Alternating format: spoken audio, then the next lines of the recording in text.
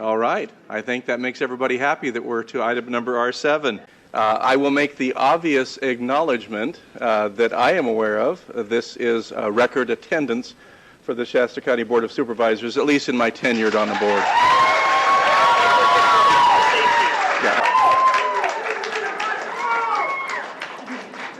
So let me go ahead and outline a process for item number R7 so we can all be on the same page and understand what it is that we are doing this morning. R7 is a discussion to receive input and discuss matters regarding geoengineering chemtrails, consider providing direction to staff, and consider taking other appropriate action as necessary. In a few moments, I'm going to go ahead and turn this over to Supervisor Giacomini to introduce her guest speaker today. What we have is we have a presentation that has been arranged in advance through Supervisor Giacomini, who placed this item on today's agenda. In addition to that, there are a number of speakers that had been arranged through Supervisor Giacomini to also join with that first presentation in order so that they might be grouped and clustered together. We're going to honor that request and take them as you had asked for in advance and agreed to, Supervisor Giacomini. After that, there are a lot of requests. In fact, a lot. It's a lot, as I'm sure that you recognize. We're going to take those in the order received today, okay? I'll proceed as quickly as I can now. So we have the issue of climate engineering, and semantics are important. Too much media and other officials, not saying this board, they've been very courteous, but have not used the scientific terms, and this is not used for a reason. Because the term chemtrails is not a scientific term, so we try to avoid those terms. But when you see CBS News, geoengineering to fight global warming is now mainstream topic conversation with all scientific organizations and with governmental officials, such as John Holdren, Obama's science advisor, who is actively advocating for the use of geoengineering. And again, these are aspects that media does not cover because this would legitimize this issue. This would bring credibility to it. So we do have, again, science data it's too extensive to document here, but when we have current administration officials advocating for these programs and the immediate need to implement these programs, this subject should not be marginalized as it typically is by media. When we have, this is from MIT, this diagram is from MIT, where you clearly see an aircraft spraying particulates out the back. Now, again, this is mainstream scientific discussion. We have every major science institution talking about these issues right now, that these programs must be implemented. And so again, what we ask is that this issue be given attention. And our point here today, irregardless of where the contamination is coming from over Shasta County and the rest of the globe, we ask that the science be looked at and that the legitimacy of this issue be acknowledged with the science terms, that this is brought to public attention and brought into a public dialogue. This is, again, only the tip of the iceberg for what's available for documentation. This is a 40-page congressional research document, Geoengineering Governance and Technology. There's a number of documents like this. We have, even going back to the 60s, for example, we have 80-page presidential documents outlining the scope and scale of these programs even back that far. We see skies like this. Certainly, we have a lot of people telling us this is normal commercial traffic, that this is normal, and that this is just random flights flying wherever they fly, and that this stuff sticks in the air. But if this is random, that's not so random. Do we think that commercial aircraft fly in grid patterns? Again, the data is absolutely there, but we have major agencies telling us that this isn't so. In fact, there's a NASA document that says chemtrails aren't real. But again, they use a term that's not scientific on purpose. And at the same time, we have patents from NASA for geoengineering. So there's been a tremendous effort to try to marginalize an issue that's tremendously impactful for all of us, equally impactful. And I certainly don't see the board as adversarial to us. I mean, I'm very grateful that we've been allowed to speak here and bring this issue up to light. And for our point, I think acknowledgement and disclosure is due for, in this case, for local agencies, the contamination issue. Because I've spoken in front of California Air Resources Board. I've spoken in front of the California Energy Commission. And it seems that all these agencies are unwilling to look at this issue. And at this point, there are certain factors that can't be denied. And contamination is one of those factors.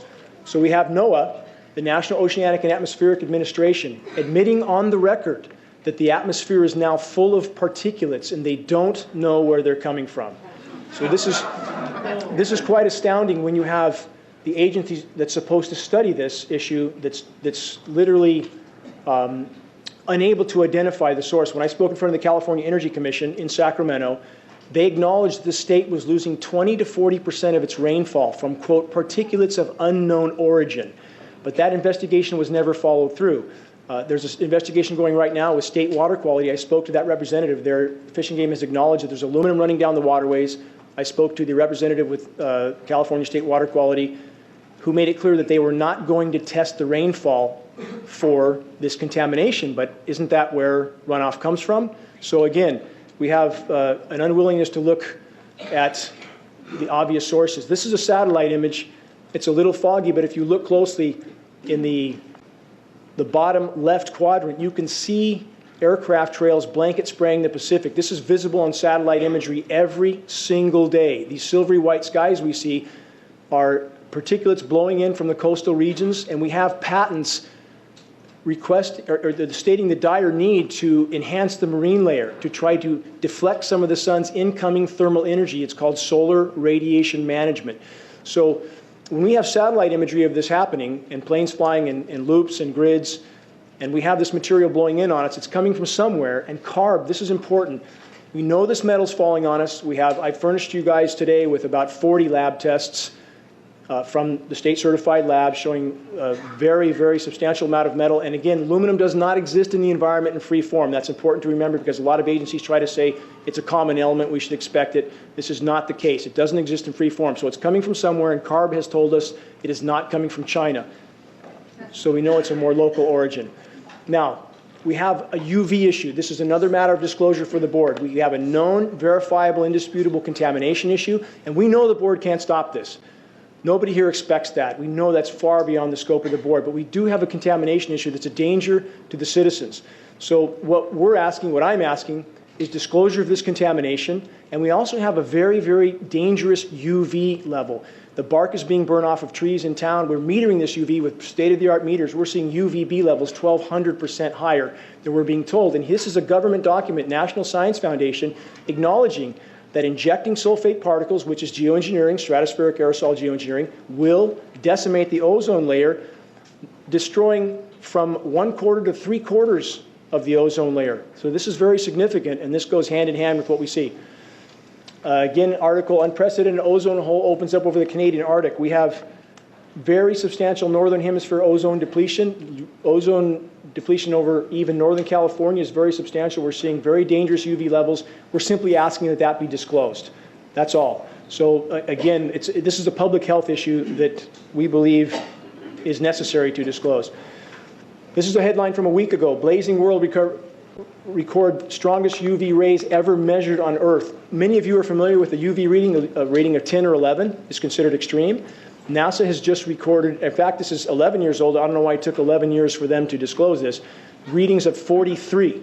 43 is absolutely lethal to be outside. I mean, it's very dangerous to be exposed to that. So again, we have very high readings here. We're asking for that to be disclosed. Health effects of UV radiation. The list is much longer than what it shows here, but we're seeing everything we would expect to go along with this exposure going off the charts. So again, this comes down to a recognition of what's going on in our skies, and more importantly, where this board is concerned, an investigation and disclosure of the contamination and UV issue, which again is a public health hazard. These are trees in our local parking lots here. The bark is completely burnt off these trees. Foliage is dropping. Branches are dying off on the trees. The trees in Redding don't look good. And this is not just a drought-related issue. And I've been in the field with USDA soil scientists measuring also soil pH changes. And this is another arena where we know this contamination is happening. We're seeing pH changes of 10 to 12 times toward alkaline from established USDA soil baseline studies. So again, one more source of confirmation that this contamination is indeed there. Trees in Reading, again, when I moved here 12 years ago, the trees looked outstanding in this city. Now they look quite horrific and getting worse by the day. And this is exactly what would be the known and expected effect with extensive UV damage. Geoengineering causing drought. All of us know we're being droughted out.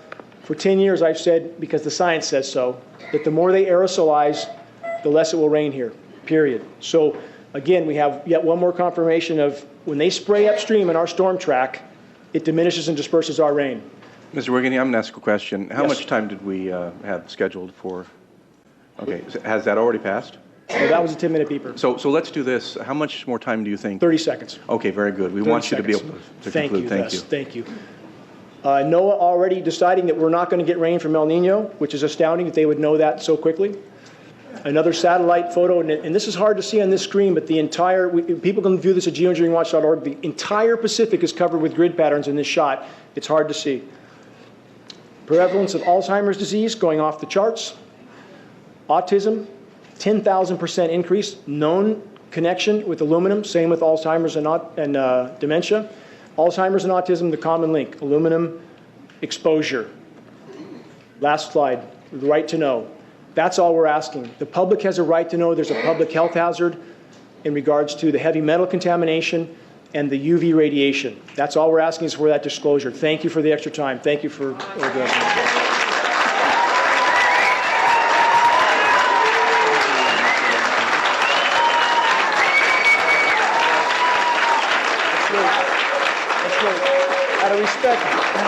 Out of respect to the supervisors, they're showing great courtesy that no other board has had the courage to do yet. So let's give them all the respect they deserve. Oh, Mr. Wigington.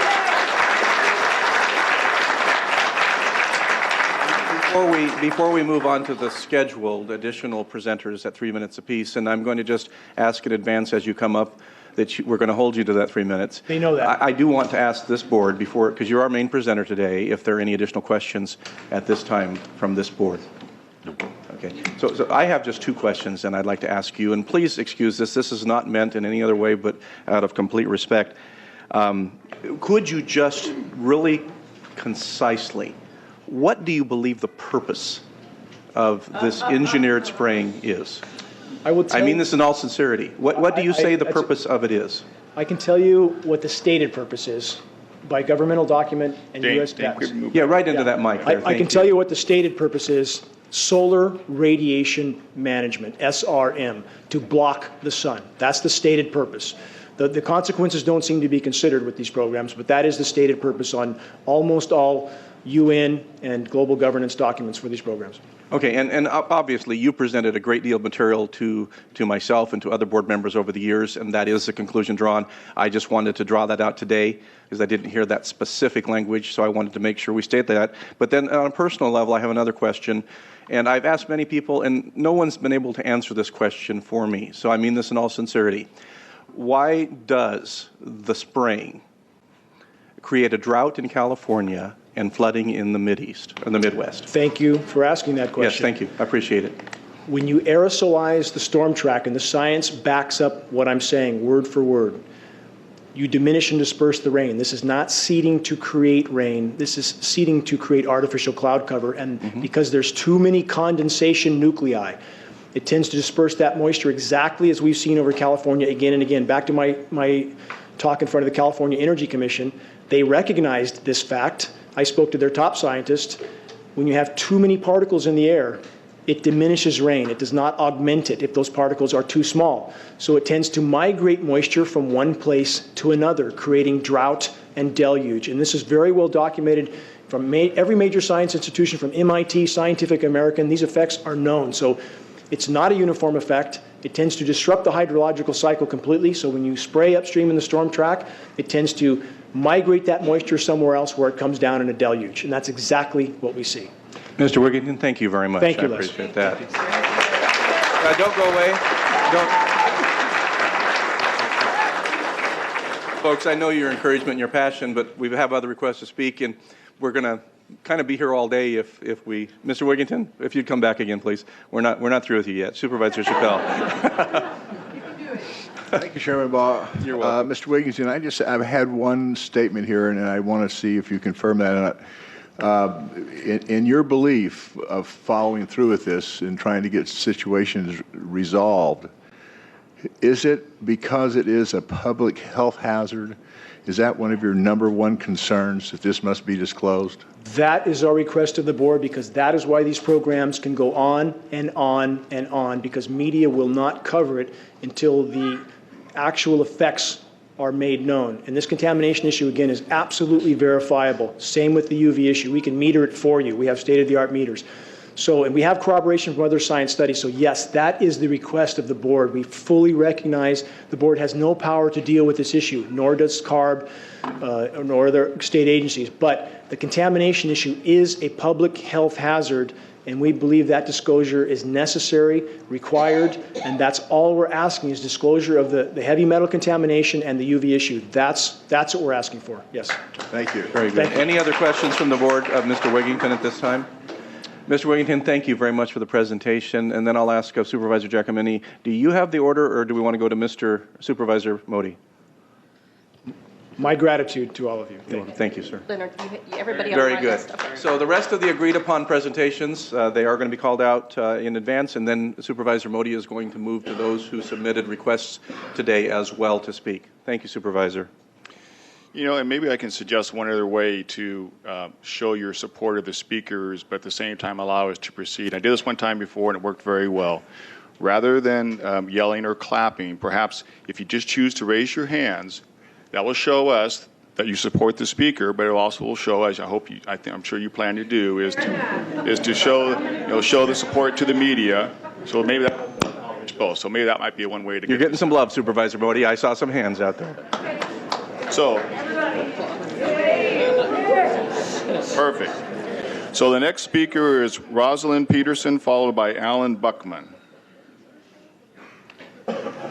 Hello, my name is Iraja Sivadas. Rosalind Peterson of USDA was not able to make it today, and and Dane Wigington asked me if I could fill in for her. As I said, my name is Iraja Sivadas.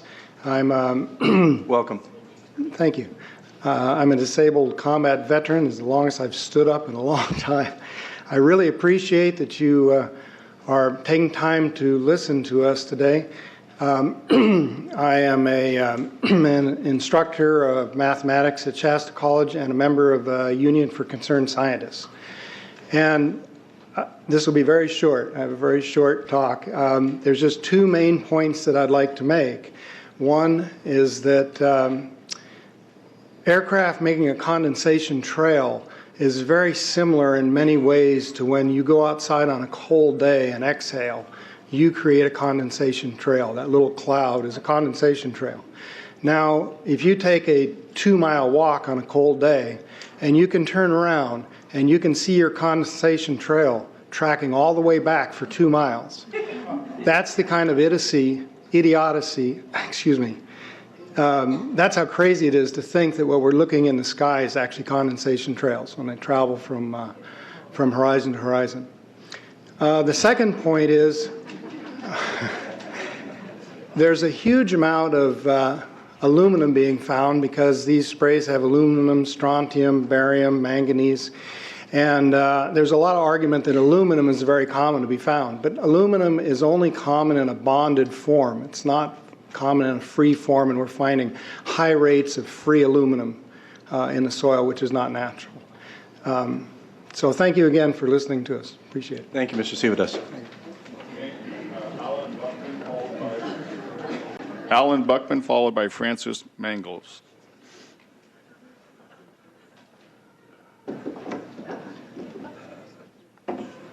One quick comment was Rosalind was really sorry she couldn't make it today. Her mother fell and broke her wrist, and so she has to take care of some hospital duties. Anyway, I'm Alan Buckman. I was a weatherman in the United States Air Force. Was a wildlife biologist with the Department of Fish and Wildlife for 38 years. I have a lot of experience, field experience. I've been studying the cloud situation and doing research for the last 12 years.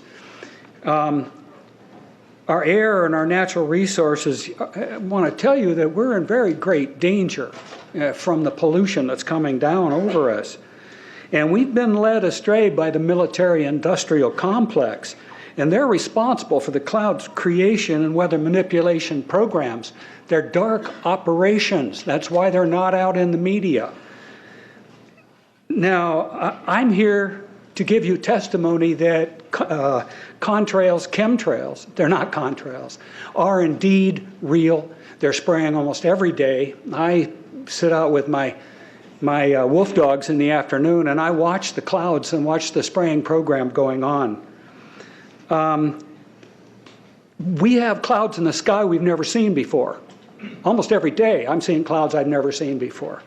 And NASA has been even named a few of these new clouds. It's really interesting, but NASA is a corporation. I want you to know that. We were warned about the takeover of our freedoms by the military-industrial complex by both Eisenhower and Kennedy. And Eisenhower in his parting comments, and then Kennedy later. I think it's obvious now with the Citizens United and McCutcheon rulings that they're gaining traction on us, folks. We are in trouble more than just a spraying program. The metal compounds that are being used are environmentally dangerous. We need to be monitoring them. We need to be testing them. And because our previous inquiries have gone nowhere, I really appreciate the opportunity to speak with you and hope that we can find some testing program by certified testing laboratories to actually measure these effects, and so we have a basis on which we can protest, you can protest, if your concerns match mine. And believe me, I'm seriously concerned with what I'm watching. As a wildlife biologist, I've been watching the ecosystem collapse. When you lose all your stream organisms, when you have aluminum overload in your streams, you're killing your microbial bacteria and you're disrupting the entire ecosystem. So it goes way beyond just a little bit of pollution. How did Monsanto know to create aluminum-resistant plants? I don't think I've heard anybody ask that question. Okay. So what I'd like to suggest to you... So that would be your notice to draw to a conclusion, please. Yes, sir, I was just going to do that. I would like to ask you to put a little bit of funding towards some real testing programs of snow and rain and vegetation. Now, I've tested lichens and found very high levels in the lichens, and they get all of their nutrients from the air and the rain. So it's a good guideline, and I think you would find out a lot of things to help support this. Francis Mangalis, followed by Jeff Nelson. Welcome. Greetings, gentlemen. Thank you for the opportunity. I'm a retired scientist, bachelor's, cum laude in forestry, master's in zoology, 35 years, USDA scientist, Soil Conservation Service, U.S. Forest Service, civil service equivalents in range, wildlife, fisheries, geology, agriculture, soils, ornithology, entomology, botany, mycology, hydrology. Am I qualified to speak? Just letting you know it. Okay, these previous guys, I've watched exactly what they do, and yes, they are correct. I've seen exactly the same stuff, so ditto marks on those. Insects. I've done studies in Siskiyou County. They're at 20% of normal. The aquatic insects basically made a nosedive in 2006 to about 20% of normal. So far this year, I've sampled 200 trout stomachs. 98% of them are empty. So sorry about the trout fishing, fellows. The mayflies, stoneflies, dipterus, and caddisflies are damn near gone, except in the areas where there's springs. I'm going to remind you to address the Board of Supervisors, please. The terrestrial sampling is down to about 20% of normal, except for pest species like ants. We're seeing a loss of the major bird species, and as the gentleman said, the ecosystem is unraveling, and Audubon's been telling you that for years. You want some figures? Okay, latest water test, tested the rain. 13,100 micrograms per liter of aluminum in the rain in 2013. Normally, it should be 0.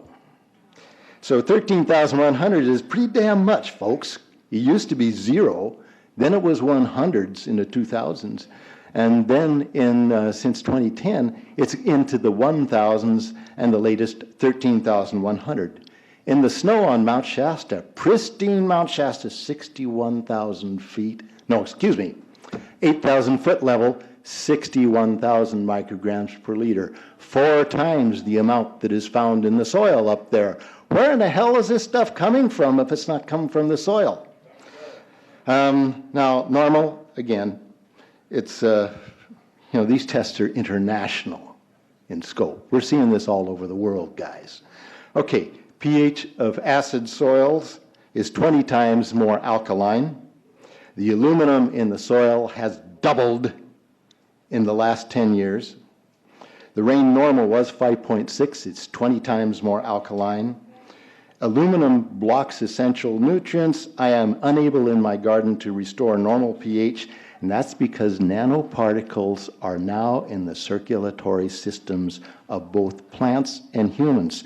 So welcome, fellow guinea pigs. The collapse and decrease of agriculture is something I worry about even more than the previous info about autism and Alzheimer's. Just about there, okay?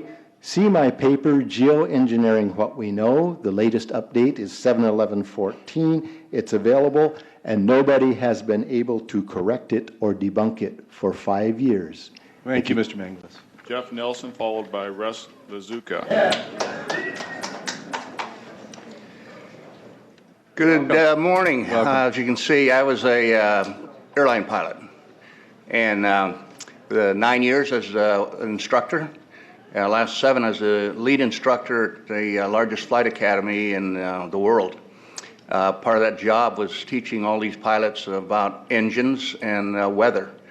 The pink here is leftover from the 4th of July. It was supposed to be red, gray, and blue. And the red did not go away. It turned pink. Anyway, make it short, sweet, and simple. Jet engine is very simple. It sucks, it compresses, it bangs, and it blows. And so what happens is these turbines suck the air in, increasing the amount of density of the air, goes into a combustion chamber where it's heated and expands again, comes out as thrust at a very high temperature, similar to when you blow up a balloon and you let the balloon go and it goes straight, flying off. Now, when that hot air exits the tailpipe, this occurs, the contrails, not the chemical, the contrails occur because of cold air, minus 30. It takes a high altitude, around 30,000 feet plus, and that air turns to, there's carbon dioxide and water vapor in that exhaust. That turns to ice crystals, and that's what you see, the white stream behind it. Those white crystals of ice warm up, dissolve, and the smoke goes away. And it never lasts more than a minute. Usually it's in seconds, depending on outside air conditions. What we're seeing now, and I first could not believe it, and I started looking at the skies, and these are not normal. They're not natural. There's something going on. I don't know who it is or why they're doing it. All I can testify is it's not natural and it's not normal. It's got to be some outside influence doing that. Thank you. Thank you, Mr. Nelson. Russ Lazuka, followed by Hamid Razbis. Thank you, Mr. Chairman and board members. Rabi is the last name. Hamid, first name. I'm sorry. Yeah, that's fine. Right, I heard something Yes, similar thank you. to my Correct. name. That was close enough. I'm a neurologist practicing in Reading for 17 years. And in the past 5 years, I have seen the number of patients with Alzheimer's disease, Parkinson's, and other neurodegenerative diseases tremendously increase, almost quadruple. What is the reason for that? I don't have enough knowledge and data to draw a conclusion. And basically, even no one center, even university-based center, can come to a firm conclusion for the reason for that. But the explanation that they provide to us that the reason for increased number of these patients is because of increase in the population of aging people. It means that people are getting older and stay alive because of progress of medicine, and that causes the dementia to surface up. Does not seem very convincing. Almost is like saying that dementia is like this and an act of God. On the other hand, we do know that we have a trend. We have a trend of thought for a long time that we make a mistake and we jump into a very simple, the most simple or a straightforward, fixed it at any price solution. And it seems like this is the scenario is playing at the present time. There are many activities that are reported. We hear bits and pieces, but we don't really have the whole result from it. And we do need to put the burden of proof on those who have the authority and have access to the data or the activities that are happening all over. We know that there are a small group of experts, scientists, that their conflict or lack of conflict of interest is not very clear to us. Basically have the eyes and ears of those in power in the government, and they are circulating the idea of this so-called quick fix for environmental calamities that has happened. And that is what is basically geoengineering.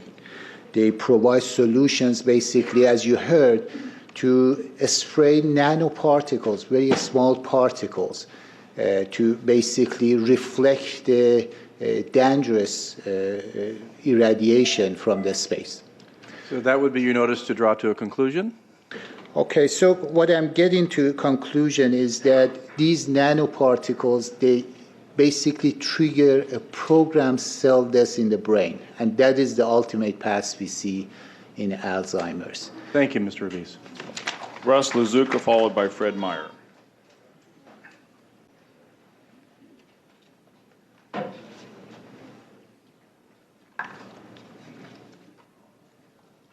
Thank you, Board, for hearing me today.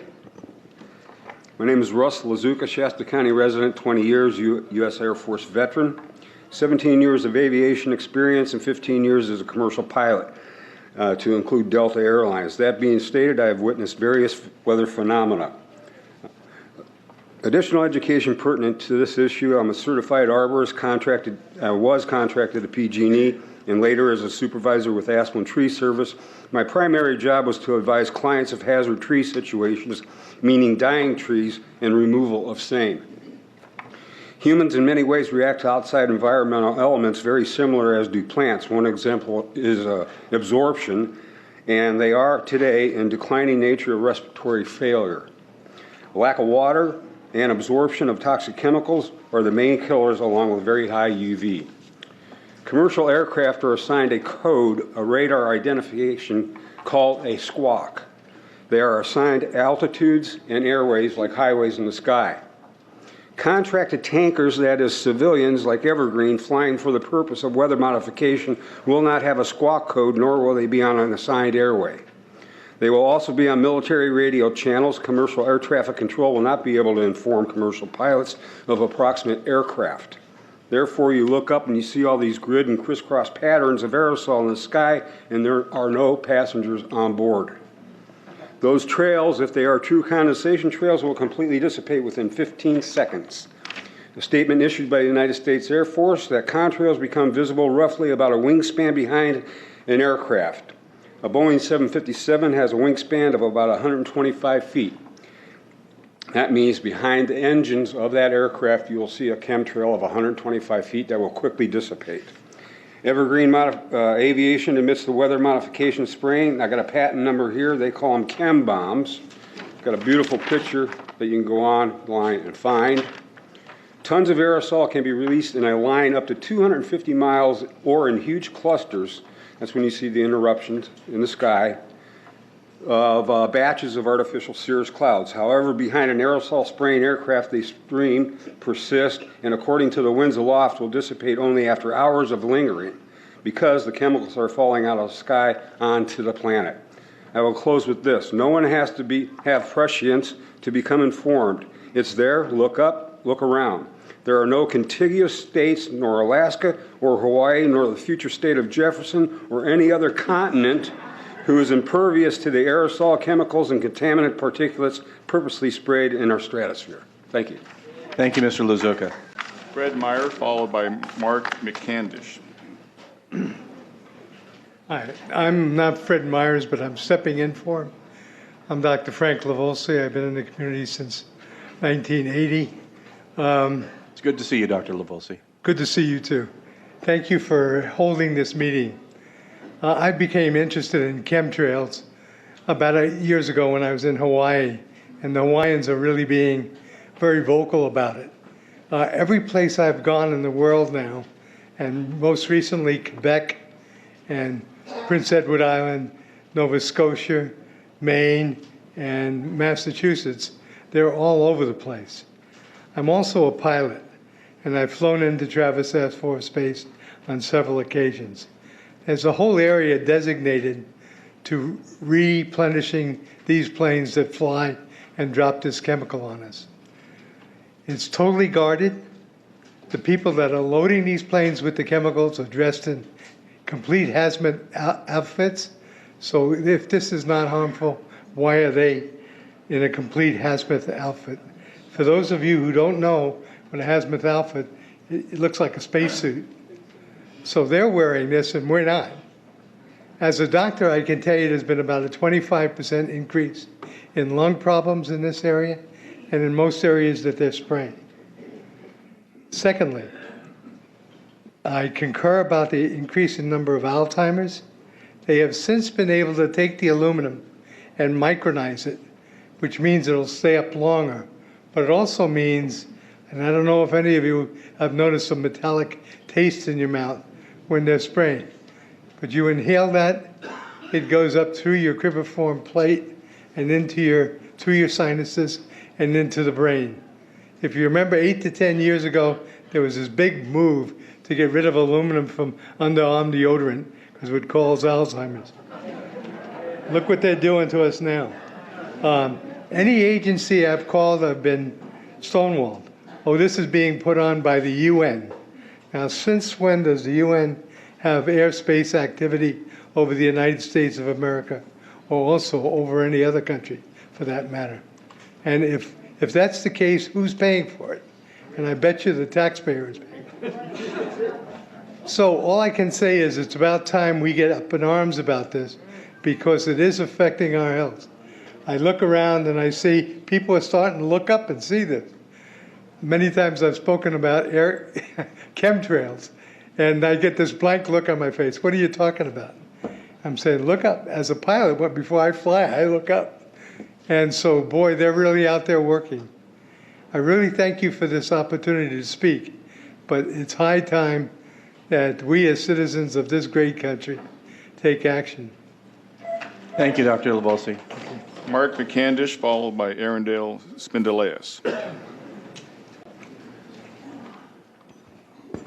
Thank you very much for this opportunity. I came here mostly as a person who's worked in the military-industrial complex, worked on F-106s in the Air Force, had a secret clearance, worked as a consultant to a variety of the top aerospace companies as a conceptual artist and a designer. I've had a secret clearance for a number of years, and I've worked on systems that are still classified today, 20 years later. I want to give you a little bit of history on the background behind nanoparticles has been described before. A nanometer is 1/1,000,000th of a meter. It's very small. In fact, if you have particles, say, that are 40 or 50 nanometers across, you can take and line 50 of them up next to a single red blood cell. These things are extremely tiny. They're pervasive. The manufacturing processes, there's probably 5 or 6 different ones that I know of. There's probably others. But the explosion of nanotechnology has grown since the late 1980s, early 1990s, and is now growing exponentially. If you've ever seen or heard of a grain silo explosion, where particles of grain grind against one another, produce a dust, and then one spark will set it all off in an explosion. This is kind of exemplary of what nanoparticles represents in terms of the impact that they have on the environment. Because you can spread so many small little particles through the environment, it dramatically increases the surface area that's in that environment, because there's so many of them. When you look up at the sun and you see a white haze, that is aluminum floating in the air right now, and it's coming from the aircraft. Now, as it happens, the Air Force conducted a study starting in 1993. It was called In Vitro Toxicity of Aluminum Nanoparticles in Rat Alveolar Macrophages. That's a real fancy way of saying testing the effect of aluminum nanoparticles on the white blood cells in the little air sacs in your lung, the alveoli. And what they found in this 8-year study was that these particles, when you're exposed to them long enough, it suppresses the ability of your white blood cells to defend you from airborne infections coming into your lungs. So it suppresses your immune system. But they also found that these same particles, once they get into your system, they can actually go through the barrier in each one of the cells.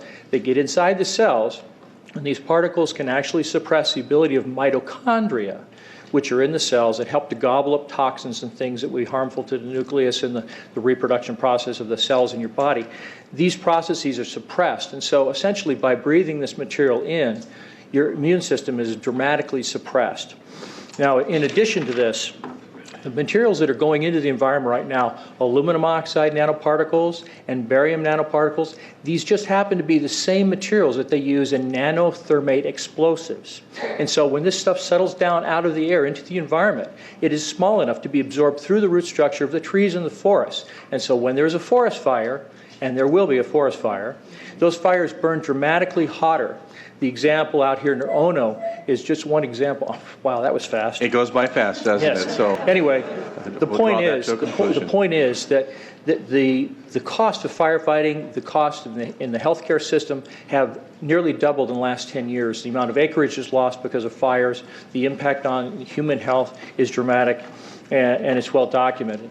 So, in fact, in closing, I want to say that NASA has also conducted a research program in what they call metallized fuels. We're actually putting aluminum oxide right in the fuel because it has 2 atoms of aluminum and 3 atoms of oxygen. So during the combustion process, it releases all that oxygen and dramatically increases efficiency, but it leaves the aluminum in the air. Thank you, Mr. McCandish. You're welcome. Arundel Spindaleas, followed by Kim Moore. Is Arundel here? Good morning. I guess I'm a substitute. I'm Dr. Steve Davis. I'm a practicing chiropractor, naturopath here in the community. Been here for almost 30 years. And the unfortunate thing is that I started out in this healthcare practice. I actually got my undergraduate work over at Humboldt State. In Humboldt State, we had a bunch of hippies that hugged trees, and then what we're doing was worried about the environment. We created this thing called the Environmental Protection Agency, and then from that, we're looking at the air, food, and water. Air, food, and water is related to the particles, the chemicals, and substances. We have agencies, federal agencies, state agencies, local agencies, whose job is to try to protect us from all this. Then what happened is that we have industries that have tried to come into our community here. They do not stay or do not come because the EPA won't allow them because of what they're going to release from ground up. We got things coming from sky down, and it's a huge, huge problem. Because as it comes down, what happens is a couple of things. Is that it actually is in our air, we breathe it. And as we breathe it, it's actually going to go up through our nostrils, into our brain, easiest access to our brain frontal lobe. The contaminants that have been identified, which already been mentioned, are aluminum. Aluminum is the #1 free radical generator to the brain to cause early apoptosis, which is early death of brain, and it begins to set off the scar tissue, which we call the amygdalin, which is part of the chemical matrix related to Alzheimer's. That's problem #1, because when we look at the Alzheimer issue, we say those are the old. The real problem is, and the real scare I have, is as I am a father of 2, I am a grandfather of 3, my youngest one will be getting married next August, or this August. Hopefully she will be able to spawn and have some children of her own, and then we'll have more. So the whole process is that in what we have going on is our children, when they're playing outside, your emblem says, come to the North State, enjoy us, enjoy the mountains, the streams, the fish, etc. Come to us and bring your resources and your money, and children go outside and play. In the last 5 years, I do alternative medicine, which means we're looking for those things. I was part of the early group that was looking for aluminum in ADD and ADHD. And all of those children that started to develop those phenomena had high levels of aluminum. When we figured out protocols to detox them out, to free the body of those particular contaminants, what happened is that their brains came back. When we do this to the age, it doesn't come back as quick, but it will come back. But I'm seeing Alzheimer's in 56 years old. Back in the 70s, Alzheimer's when you were 80. So the drama is our children. ADD started in the 70s. Autism was not on the radar. There was no documents, there was no information. It was 1 in 100,000 children. Today, what we have is 1 in 48 boys. Boys play outside all day. As a kid, when I was a little boy, I was outside all day long. And the unfortunate thing is that moms now, when I do my testing... Draw it to conclusion sound. Thank you. Okay. When I do my testing, and we do hair analysis and other mineral analysis, we see these things. The thing that's most disturbing to me is aluminum, cadmium, barium. Barium substitutes for calcium. Calcium makes strong bones. Cadmium is a known carcinogen. It's actually in Prop 65 in the list, a known carcinogen. So what we have is this. We have environmental contaminants. We have been aware of this since the 60s. Now we've got seen an onslaught. We need to have some kind of way to warn moms, keep their kids from going outside. Thank you, Doctor. One question for you. Are you also a neurologist as well? No, I'm not. Sorry. Okay, just want to clarify. Thank you. Thank you. Thank you, Board of Supervisors. I'm Joe Marmon from Sacramento, an attorney. And back in May 6th of 2011, I called your Shasta County Air Pollution Control Officers, Russ Mull and Ross Bell, asked them how come Shasta County is getting sprayed like crazy with this geoengineering chemtrails. And they said, we don't know anything about it. I said, why don't you look into it? There was no answer. I wrote to them and I explained in a 2-page letter what was going on with this geoengineering spraying, and I got no answer from them. In that letter, I discussed the contaminants in air, water, and the snow that are at outrageous levels that should never be happening. It was an illegal contamination. I offered to meet with them. I suggested that I would volunteer to sue Shasta County residents, to sue Shasta County for failing to act to protect the citizens and failure to enforce air quality laws. I still got no answer. July 12th, 2012, I wrote to the federal government, Leon Panetta, Secretary of Defense, James Miller, Undersecretary of Defense for the Army Policy, and General Norton Schwartz, Air Force Chief of Staff, because Air Force wrote a book, and on the first page of the book, they said, we're going to control the weather by the year 2025. I asked them, what are they doing spraying these chemicals on the public? I said, there's violation of United States Code 50 USC 1520, which prohibits the American government from experimenting on the U.S. citizens with chemical agents. I said that law also requires who's ever experimenting, when the federal government does it, that they have to report to Congress within 30 days. They wrote back, they said they don't know what I'm talking about. We have enough evidence that there's a spraying going all over the place. They still denied any knowledge of geochemical engineering weather warfare. They also denied having any information with my Freedom of Information requests. I personally tested water and aluminum, and I found aluminum had 47 times the normal expected amounts. Strontium had 10 to 20 times the amounts. Barium was 20 times. This is what the stuff looks like here. Collected, most people just think it's a cobweb, but I tested it. It has outrageous amounts of barium, strontium, and aluminum, but they destroy the sample, so I'm not letting this get away from me. I'm just requesting that the Board of Supervisors be strong and courageous, like the Board of Supervisors in Suffolk County, New York. They outlawed geochemical engineering. Hawaii passed an ordinance against prohibiting geochemical engineering. I urge you to bar geoengineering in Shasta County and pass an ordinance. At least ask some damn questions. What the hell is all this aluminum doing here? Why are the trees dying, fishes dying? Why is there Alzheimer and aluminum spiking? And why are these fibers on the ground here in Shasta County? Thank you. Thank you, Mr. Marmon.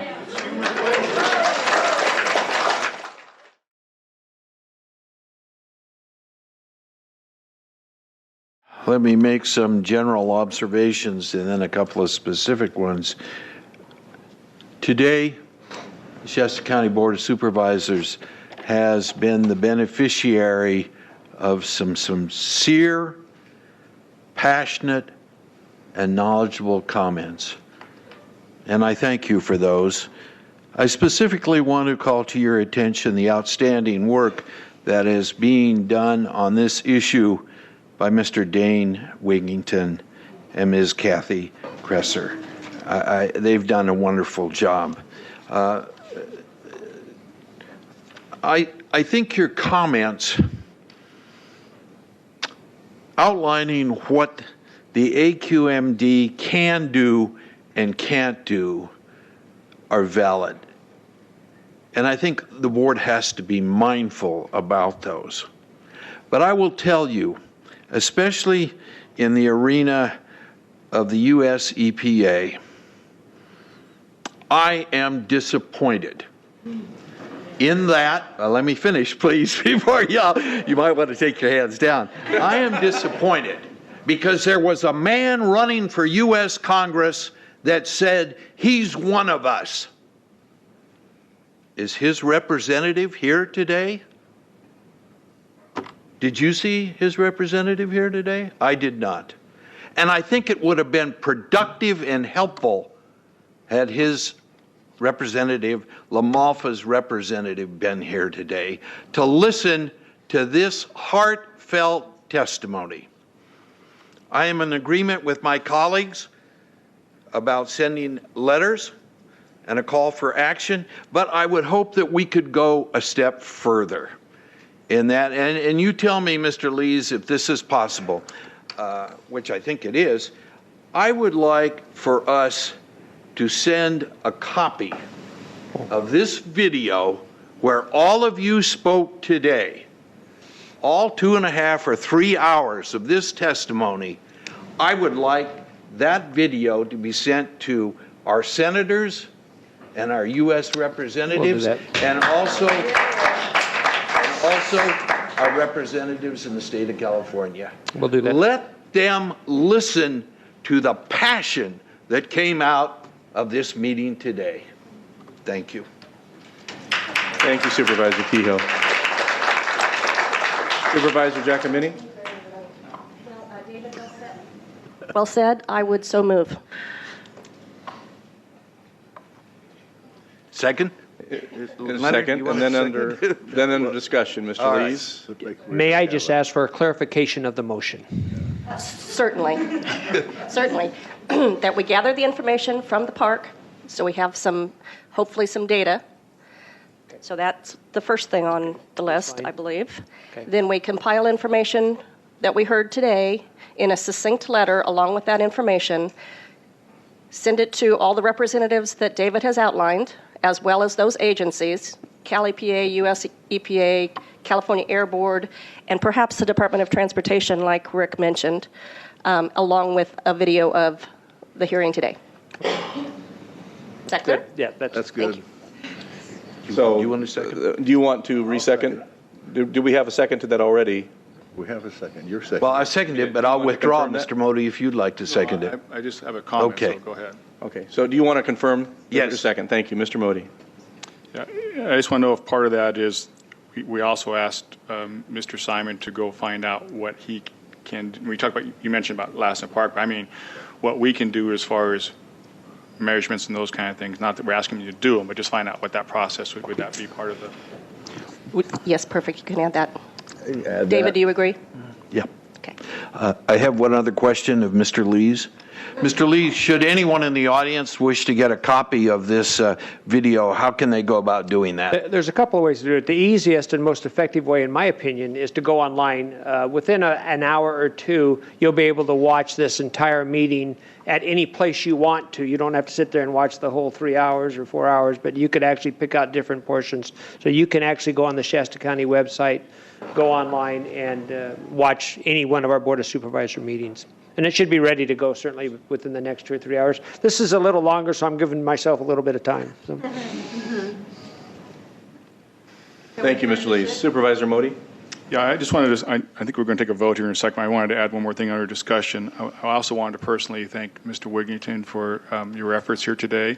I thought that you put together a very well thought out presentation, and I can tell you that I sat down and watched an hour and 20 minutes, I think, whatever it is, 110 minutes of the video. I watched all that, so I had a chance to do that as well. And I think I just would wrap it up with one little, I don't want to go too far with this, but I wanted to say that, this is an uphill battle for probably some of us here at the board level with this information and stuff. But I thought that the way that the speakers spoke today with respect and tried to just tell their story and not be accusing other people or attacking other groups and stuff. I mean, pretty much everybody did that. I think that helps your cause. If people don't do that, you're going to turn people off really quick, because no one's going to help you when you spit them in their eye and then ask for help. So I do appreciate that you made that effort, and I know Kathy helped you do that as well. So thank you for taking the time and effort to bring so much information to us today. And then just under discussion, I have one question in regards to the motion that's made. It was pointed out earlier that we had in 2008 sent the material, but that it lacked the request for a response. Can we include in whatever we send not just our request, I guess our demand that there be a response to the Shasta County Board of Supervisors? Maybe there's a better way of putting that, but I think you understand my point. In a timely manner. Yes. Correct. And I thought I embedded that in there, but Well, maybe you did. Maybe you did, Larry, and I just missed it. Okay, thank you. Very good. Very good. Is there any other discussion? Seeing none, you have the motion in front of you. I think it's understood. All in favor, say aye. Aye. Any opposition? Motion passes unanimously.